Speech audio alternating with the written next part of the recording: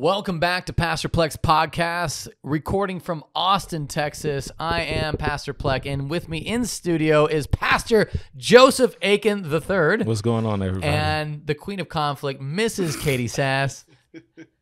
Hi. And I'm so glad that you guys are joining us. We got a question that I feel like is really relevant, especially in the day and age of marriage, when there is a whole bunch of different just perspective on marriage in general with what it means. And so let's go back to some Old Testament marriage question. And this person sends in the question. I was reading Exodus. After God leads the Israelites out of Egypt, he gives them laws to obey. Why does he issue laws regarding concubines instead of outlawing the practice, since we know his view on men and women from Genesis 2? So why talk about concubines when there's no need for concubines? What do you think? First off, Joseph, do you have that verse? I do. I'll read Exodus 21, 7 through 10 or 11. Yeah. When a man sells his daughter as a slave, she shall not go out as the male slaves do. If she does not please her master, who has designated her for himself, then he shall let her be redeemed. He shall have no right to sell her to a foreign people, since he has broken faith with her. If he designates her for his son, he shall deal with her as with a daughter. If he takes another wife to himself, he shall not diminish her food, her clothing, or her marital rights. And if he does not do these three things for her, she shall go out for nothing without a payment of money. Wow. All right. So when you read that, Catie, I would love to hear what your thought is when you hear that. Well, I mean, I need someone to put it in a language that I can understand. Okay. So concubine means you're... Well, no, I know what a concubine is, but just... Well, help to define it then for everybody who may not know what a concubine is. It's your side chick. She's not your main, she's your side. Okay, I like that. Yeah. But she does have equivalent marital rights. So when it comes to inheritance, when you die, it gets split even Steven among first wife, second wife. But what she doesn't get is... Well, didn't some men have multiple concubines? Oh, yeah. Well, so what? This dude had to juggle 5 or 6 or 20 concubines. Yeah. And that, talk about work and talk about emotions. No, if he didn't have to handle their emotions and he could just have sex with them whenever he wanted, then what kind of Well, we do know from Jacob's story that he had to handle some emotions, and he had to handle it's a mess, really. Well, yeah, when you are married to multiple women. Yeah, it's a mess. Yeah, so but for you as a woman, when you hear concubine, give me your initial thoughts. You shouldn't have one. Okay, fair enough. But the fact is they did. And I think that this But why was that okay? Why was that okay? Why is that okay? And I think there's a lot of stuff, and I'll get into what the stuff is. Divorce. Divorce is in Exodus. Concubines are in Exodus. But also, if you get gored by your neighbor's ox is in Exodus. So why? Why are all those different things in Exodus? Because it is what is. And I think that... So was it culturally acceptable then? Oh, yeah. Not only was it culturally acceptable, remember it was probably culturally desired. I'm sure men wanted to have multiple women that he could just have sex with and play with whenever he wanted. Okay, but also remember there's more women than men. And so one woman would always be left out. And so remember at that time they weren't allowed to own property, they weren't allowed to do dilly squat. And so your dependence... Would you, as a woman in that time, would you rather be a concubine and have security? Right, because you have children who then would provide and take care of you. Because that was your social security back then was your son or your family. So it was better to be a concubine and just be used whenever you used sexually. Right. You still had the same marital rights, so you weren't allowed to be abused. And that's what made the Jewish law unique, is that it gave human dignity to women. Although it didn't say... It didn't. What was interesting about it is it took the sinful nature of man and the sinful state that man is and the situation of where it was, And it had this path to what ought to be. What ought to be is Genesis 2. What is Genesis 3 and beyond. And so how do you get from Genesis 3 back to Genesis 2? The law provided a way that you could have equality and love, but the hardness of men's heart, sin, was the reason why he permitted divorce, was the reason why concubines. And so in general, people gave up on the concubines thing over time as they saw that having more than one wife was more than any one man could handle. And that would be more of a burden than it was my sexual fantasies being fulfilled, if that makes sense. So God didn't allow it, but we're saying he gave rules so that the most vulnerable people. Yeah, and he does allow it. Because I guess what happens is, and this is the part that's sort of confusing. Remember, he is addressing what is, and then he also has what ought. Do you see what I'm talking about? No, right. Okay, so what maybe ought, Joseph does, but I don't. All right, so it's not like he started the nation of Israel from scratch. They were a nation of slaves within Egypt. They're pulled out of that, and they have all sorts of wazoo connections, family relationships, all sorts of stuff that is. And do you split up families at that point? Do you go, oh, that marriage is not recognized? Does that make sense? Because probably every person there was different things. And so the what ought to be was the Genesis 2. The what is Genesis 3 and beyond. What I mean by that is you got weird, bizarre families, Genesis 3 and after, because of the hardness of men's heart and them not having God speaking clearly about God's law. And then what do you do when somebody converts to Christianity, or in this case, Judaism, and they have multiple wives, or they have all these things. And then and this is the other part, why does God, even with David?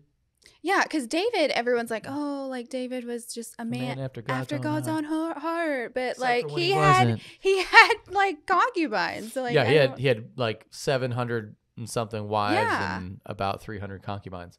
So that's the part of David's life that I've never really understood. Because did he repent about having multiple wives? No, in fact, God tells him. All right, this is what's weird. When he goes after another man's wife, God tells David.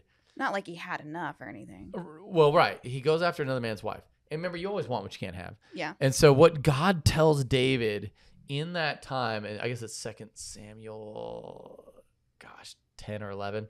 And what he tells him is, I gave you all these wives. I gave you all this land. I gave you all this power. And if that wasn't enough, I would have given you more. So the bizarre part about it is that God could have been like, hey, King David, outlaw concubinage and just say, all right, grandfather clause, if you have a concubine, that's fine. But here forward, we're going to no mas. And so for some reason, God didn't do it that way. And so it might have been a way to protect women ultimately so that they could have a Social Security plan or a healthcare plan that came from having a son when they're the second wife. So I can't remember what this movie is from or what this scene is from, but maybe y'all will know. But I love movies, so let's do it. It might have been the life of Esther. Okay. But where there was like a king, and then there was the concubine, the harem, the area of is that what there's the called? Harem. Yeah. Where they are like being pampered, right? Like where they're like their goal, like they have servants, and the servants' job is to keep them in tip-top shape and like keep their skin moisturized, and it's like they've got this like spa type thing, and they all look beautiful. Like they're all beautiful women. They have jewelry. They've got nice. And so I'm like, was that a concubine's life? Like that's so it was if you were the king's concubine, but most likely, and to be fair, because the king wants his women tip top. Well, yeah, and there's a lot of pride that goes involved with that, and power. If you're coming up with a shaggy wife, then people are gonna be like, oh, he must not be very strong or powerful. So, but let's go back to the commoner. Commoners in general did not have multiple wives. That meant you had to provide for multiple wives. And that meant you were rich. And so you may not be king, but you were really wealthy to provide for more than one wife. And that's why a concubine or a woman or a father, because he would give his wife in marriage, he'd say, hey, rich guy, looks like my wife is, or looks like my daughter is getting a little old. Would you mind taking care of her? And she'll bear you a couple more sons. It'll probably go well for you. You know, I'm too old to provide for her anymore, and she's still single. Make this happen. Does that make sense? Yeah. So it might not have been. So it's really all about security. It's 100%. I mean, we live in America in modern times where war isn't really, you know, you're not really worried about the drug cartel coming down the road. I mean, there might be bad parts of town, but even that, you can just, you know, you're in a car, or you can just walk through or keep it moving, and there's police somewhat. And so, but if you were in, just think about developing nations, remember when you were in Tanzania and like sort of the threat it was for you as a woman? It's just a different world. And so having security becomes your ultimate like goal. And it wasn't about being in love. No. Like these women knew going in that the men weren't bringing them in because they loved them. Being in love is really an enlightenment beyond sort of mystery. Like no one married for the romantic notion of love until really modern times. All marriages were prearranged. Yeah, that's true. Which you know, for better or for worse. I mean, there are probably some people that are.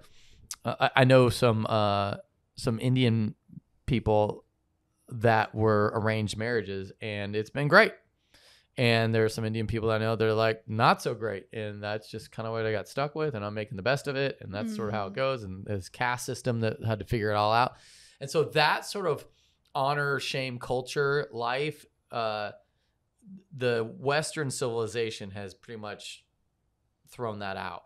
And so that's kind of only an Eastern culture thing of arranged marriages. But that's where the concubine thing, it was an arranged deal, not like some woman being like, you know, she's getting to a point of destitution and her father's got to provide for it. And he figures it out. Hey, I know a guy. He might, you know, he's kind of grumpy and he already has a wife and 3 kids, but hey, he's got an extra spot. And like you might not get the romantic aspect of the relationship, but you'll be taken care of and provided for. No one ever thought of the romantic aspect of the relationship till Romeo and Juliet came around with Shakespeare. Yeah. There you go. Yeah. There you go. Yeah. Any other thoughts on that, Joseph? Any other thoughts on? I do love the kind of just really the thought of what is versus what ought. I know that I've been okay. To be fair, I got that from reading or listening to Jordan Peterson, and just kind of how we think about the world. God has a what ought in Genesis 1, Genesis 2, and the rest of the Bible is dealing with what is and how we can get to what ought. Like how do we get to a place of redemption even with what the messed upness of the world is? And I think that's always challenging. So when you talk about, one of the ways that we talk about that is, you know, confession, repentance is the way that you heal and grow closer to God and closer to one another. Catie, you're talking about, and you haven't told me what it was, so I'm fascinated. That before we started recording, you were like, I have a story. Yeah. So, you know, the last like few weeks, and especially the series that we did, our, you know, love and marriage and all that, we talked a lot about vulnerability and a lot about confession and what that looks like. And the whole time I was thinking, well, like, I know there have been times where Ryan has confessed to me, and I was, you know, all of the times that he's confessed to me came in my head, but I was like, well, I don't want to like put him on blast. This is a podcast. Like, you know, it's not like I'm sitting in a circle of girlfriends where I can just share all of my intimate details of marriage and maybe some things that Ryan struggles with. What was that? I don't know, my throat like did something weird. I think it's because I'm nervous. Yeah, you got a little so bit your spit came out for a second. So talk. Okay, it did not. Calm down. All right, so what was it? Telling someone to calm down does not queen exactly. of conflict. The queen of conflict. Go ahead. So, whenever, probably like the last like handful, no, not handful, like the last couple weeks, I've just been really struggling mentally with like, you know, seeing just pure thoughts in general. Like, you know, I'll see a cute guy at the gym. And my initial thought, like the first thing that runs through my head is, oh, I wonder what he's like in bed. Like literally, it's just like this very like sexual, very just like dark side of me has been kind of like winning in my head over the last couple of weeks. And like, you know, we'll like watch a movie and I'm sitting there like daydreaming about being the girl in the love story with this other guy. You know, it's like this curiosity of like, you know, and it's easiest to do when you're at the gym because you don't know these people and you can kind of like create this romanticized reality in your head with whoever you see at the gym or whoever you see like in public. And it's just like, it's just easy to let your mind wander. And I think it also contributes. It's, you know, I have a history before I was a Christian with pornography. Like I was shown pornography in 4th grade. And so I developed mentally very sexual at a very young age. And so even in marriage, it's like, oh, everyone talks about like how men are so visual, how men are this and that. And I am always like, what the heck? Like, I'm like that too. Like, well, I think that's a more recent development. And here's what I noticed. Did you ever see the show Reacher? On Amazon? Yeah, we were just watching that. Okay, so notice how you don't see the girl like half naked. You see the dude he half naked. only is shirtless. Yeah, and so I was sort of, I don't want to say surprised. Ryan started covering my eyes when he would like take his shirt off because Ryan would be like, "Oh, babe, don't look." That, I mean, okay, do you understand like how, as a joke? But I feel like that's a reality. Of like there's a shift in our culture. Yeah. I'm not gonna say like guys have become more pure because that's totally not true. But but what's being shown on this is what women want to see. Yes. Yeah. And Adrian would say, Chris, girls don't care about what guys look like. That's so dumb. And I'm like, I think they kind of do. Why else would they put this on here? Well, and another example, I'll finish my story after this. Another example is I went to a core class at the gym. Right. And there it was a dude, young guy, probably like 25, very attractive, very fit. And he, in his class, a ton of middle-aged women. And I'm sitting here going, these women, I wonder what their motives are. Yeah. It's like Sunday afternoon. Okay. And I'm kind of like, this is interesting. I personally was like, oh, shoot.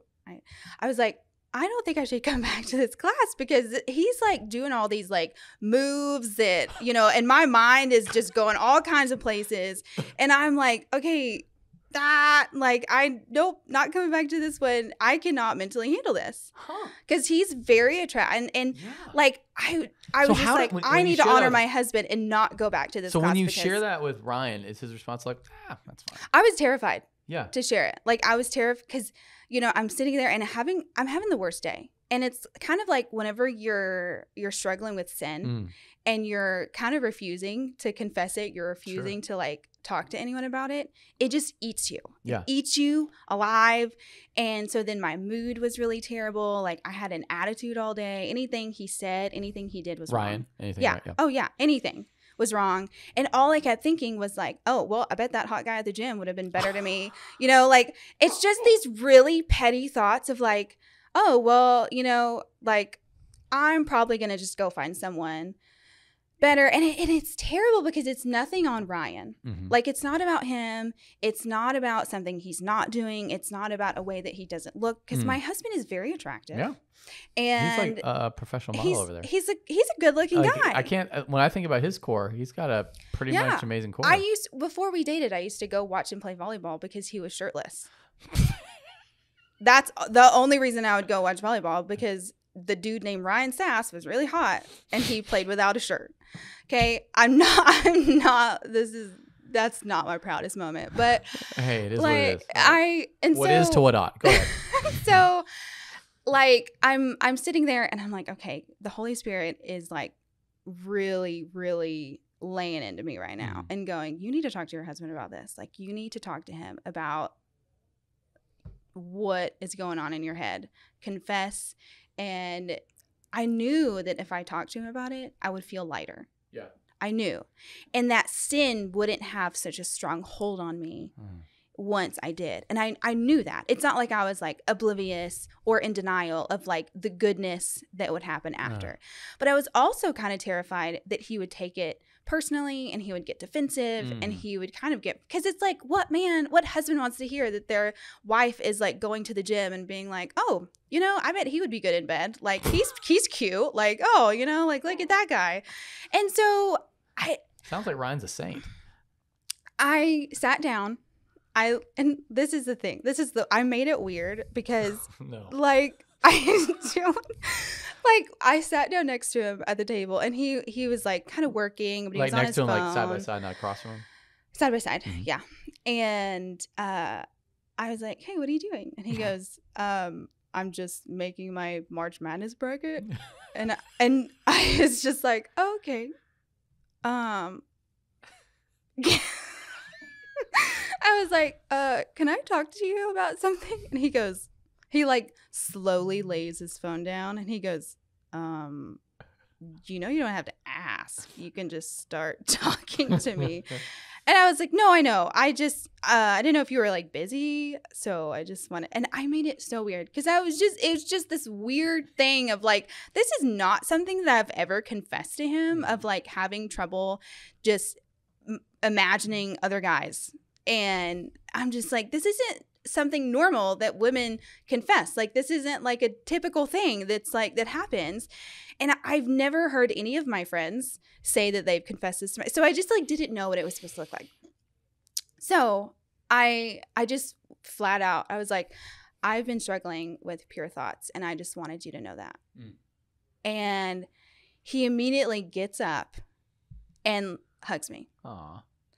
And I'm like, you know, tearing up and he's like, I didn't know that. I'm so glad you told me. And so like, you know, we sit down and I just go into more depth of like, this is kind of what's been going. I mean, literally exactly what I just told y'all of like, this is what's been happening. And like, I don't know why. And I was like, it's not you. It's not about you. It's not like, so I think what's not really this important, lack I feel like of there's you. a lot of people could really benefit from this. So give me his response. Cause I think that's a part that everyone's afraid of what the response was. And maybe the people that would be confessed to wouldn't know how to respond. So what did Ryan give me? He just hugged you. So you said, I've been having impure thoughts. And then his response immediately was to show me affection because he knows that I feel safest when, and this is going to sound so cheesy, but I feel safest whenever I'm in his arms. Huh. Like I feel safest when he's holding me. And he knows that. And so we sat down and he said, I completely understand. He's like, you're literally explaining things that like every man has experienced too. Right. He's like, I understand because I've been there too. And he's confessed to me that he's struggling with impure thoughts and stuff like that. But like, I've never been on the other end of it. And so it's this like weird feeling of like, I don't know how to like explain this because it's just weird. It's weird. And for so long, our culture has I guess maybe church culture. Church culture is always like, men are visual. You need to, you know, like men struggle with porn. Men struggle with impure thoughts. Men are blah, blah, blah, blah, blah. And it's like, you know, there are women that have the same struggles. And it's like, you know, unfortunately, because of the sin of man, because of this guy that decided to show a 4th grade girl porn, I grew up struggling with that. And so that has guy showed you a fourth grade porn. How old was this guy? He was a teenager. Oh. And so he was a teenager. He's not like right. He was this mature person that knew what he was doing, but like he was watching porn on TV. Well, I guess something that he had bought, like a DVD. You know, back in the day, there were DVDs. Right. And so I walk into his room. I was at a friend's house and walk into his room and he's like, oh, you gonna watch it? And I'm like, this 4th grade girl. And I look at the screen and I'm like, what? This is a thing? Like, what even is this? And so from then on, I would sit in class and fixate on sex. From 4th grade? 4th grade. Wow. And that's all I would think about all the time. You know, and so it's like when you're in 4th grade, your brain is still developing. Oh, yeah. Like, how old is Austin? How old is J4? He's 3rd grade. Yeah. And so that's next year. So it's like, it was just this unfortunate thing that happened that just developed more intensely over time as I got older. Yeah, I can imagine. Wow, that's powerful. I love the way that your husband is redeeming that by showering you with security, which gets back to what the very thing a concubine needed, but ultimately what people need. Yeah. And you should get that from God. And the way within Christian marriage, the way that you sense that or feel that is the way that husband loves you, when the way you confess sin, and the husband loves his wife like Christ loved the church. And that's really a beautiful picture of that. And man, kudos to Ryan for his response and for your guys' openness. And that's probably what's going to give you guys a really successful marriage. Yeah. I would hope. Yeah, no, that's really great. In fact, I feel like that, there's probably a lot of you out there wrestling with that, sort of those kind of things. And if you do, one thing to do is just text us 737-231-0605. And we would love to respond more to questions like this. You can text in asking for a friend, and that'd be totally okay. And we'd love to help you walk through some of these issues, because the Bible is very clear about how to get to understanding the what is. Things are messed up. And how do we get to what ought? And what the usual direction of that is confession and repentance, and then praying the gospel over that Catie's sin has been dealt with. The woundedness of Catie has been dealt with. And so when Jesus died on the cross for Catie and then rose from the dead, there is therefore no condemnation on you. And so there's great freedom in that. And I don't know how else, other than the Christian experience of what Jesus has done for us and finding our hope in him, can you really wrestle rightly with the brokenness of our own selves and of the world. So, any other thoughts, Joseph? I appreciate your realness. Yeah, your vulnerability, transparency. Like Chris said, like in marriage, it's those moments where you don't talk about it, then they fester up, and then they turn to something bigger than it probably would have been. Yeah. I mean, I think it's beautiful when you can go to your spouse and say, look, I'm struggling here. Knowing that, not knowing how they're going to respond, and that on your end you're thinking, man, I deserve them to yell at me or be upset at me or or whatever, but they don't respond that way. And I think that's just the beauty of understanding who God is. And he's growing both of y'all, of course, but no, I appreciate your transparency, and I think we do need that. So if you have the questions, I would love to talk to some of those real life things and how we apply the Bible. How do we get to a place where I'm okay with hearing my spouse tell me I'm struggling with impure thoughts? I'm okay with hearing my spouse say this person hit on me and I kind of liked it or whatever, but I didn't respond or something like that. Just whatever's out there. Like how do we really tackle the real issues that we're dealing with every day? So yeah. Because that's what I didn't want to happen, was that a guy would hit on me at the gym. And I would enjoy it, and I would crave that like newness of attention, you know, because when you've been married for a while, like sometimes you kind of crave this newness, this thrill. And 7-year itch. How long have you guys been married? It'll be 7 years, and yeah. So yeah, I didn't want it to evolve into something that would create, you know, a potential affair, because my parents divorced because of an affair, and so it's very personal and real to me. Oh yeah.